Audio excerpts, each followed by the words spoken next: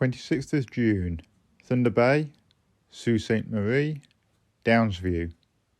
Hoping to fly 2 legs today, we were off to an early start with Sed and Tony away at 0:30 hours.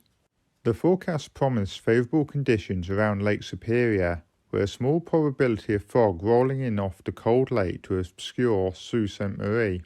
In the event, the excellent conditions prevailed, with only a thin strip of coastline being affected by fog. At this time of year, early morning fog blowing in from the lake poses a problem for shoreside airfields, but usually burns back as the day progresses. A very efficient ground service got Sed and Bill airborne in record time for the run to Downsview in fantastic weather conditions.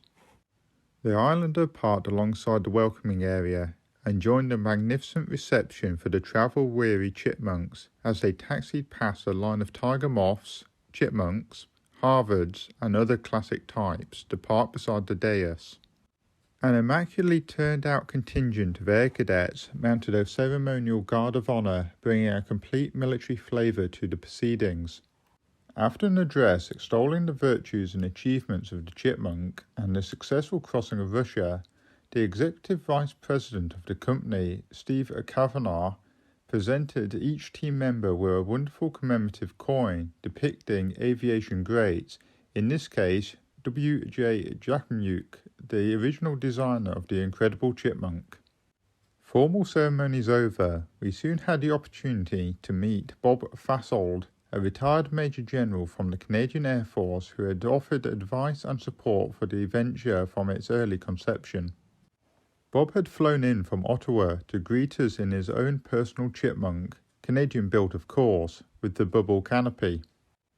George Neal, the long-retired chief test pilot of de Havilland's, whose youthful looks belied his age, had flown in the original aircraft testing program and had a fascinating collection of stories to tell of those early days. The de Havilland factory has an active retirees association, and a host of members turned out to witness the fruits of their labours of yesteryear for its triumphal return. There was many a moist eye being wiped unashamedly amongst the assembled throng. The weather was kind, with blazing sun and clear skies for the remainder of the day. A minor problem occurred on arrival when WP 833 braked to a halt beside the dais. The port brake seized onto the disc. A complete brake unit change was required to rectify the fault, which was effected on the 27th of June. After settling into the Holiday Inn on the outskirts of the city, we were hosted to dinner with the British High Commissioner, Mr. Anthony Goodenough, and members of Bombardier, the parent company of de Havilland.